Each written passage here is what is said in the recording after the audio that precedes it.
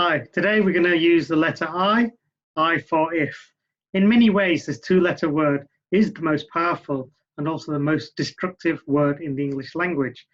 If is a word that summarizes the fact that we have to make a decision.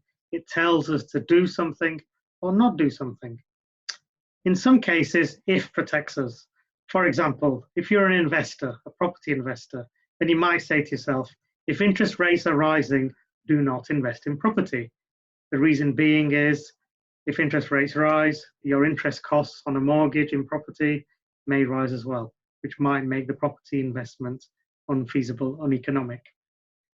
Or taking a leaf out of the family world, you might say to a child, if there are parked cars here, then don't cross the road here. You're trying to say something to protect the child. In examples like this, the if condition is protecting us, it's protecting the child. It can protect our investments in the previous case. The if word can protect our sanity. If can protect our health. It can even protect our life. In other cases, if tells us when to take action. For example, you might tell a painter or decorator, if the weather is dry and sunny, then paint the fence, then paint the wall. Or you might tell yourself at a networking event, if you see a person standing alone, looking lost, go and speak to them, make a connection. You never know where that might lead. So in the examples above, the word if is being used on its own without any alternative options. It is either telling us to do something or telling us not to do that. But in all of the cases, there are no alternatives being specified.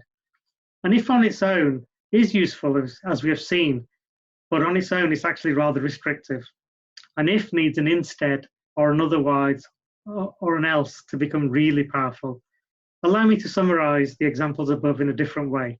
So if you think our first example was this, if interest rates are rising, then do not invest in property. Well, let's just expand that to give you another alternative condition. So if interest rates are rising, then do not invest in property. Instead, what else could we do? So you'll miss out on investing opportunities if you don't have an instead or an else. So maybe a better alternative could be something like this. If interest rates are rising, then do not invest in property.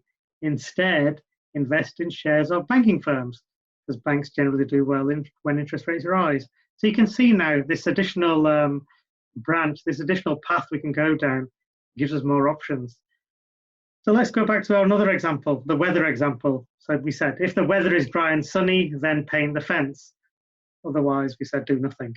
Let's make that a bit better. So the painter might turn around and just sit there and do nothing, and you'll get annoyed. So let's think about a better approach.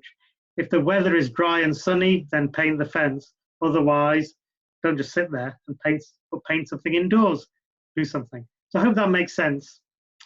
So most people hide behind an if all the time because they somehow don't want to take action.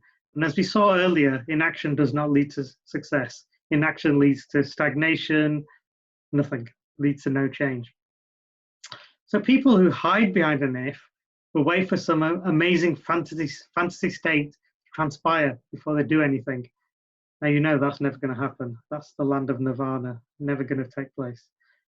Successful people, on the other hand, don't want to wait to satisfy an if condition before they take an action. They will just get on with whatever needs to be got on with. They will look at the else part of an if then else. So they'll either do the then bit or the else bit. Successful people do not let an if get in their way. In fact, they won't even look at the then and the else bit. They'll just ignore the if. In the case where the if condition is not satisfied for people, they tend to have an alternative, an instead, or an otherwise, or a plan B, as you may have known it to be called.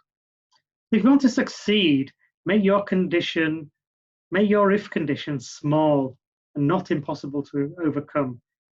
Then just get on with your task. If your conditions are satisfied, then make an alternative case, take an alternative action. Have an if then else, not just an if then. So don't waste any opportunities.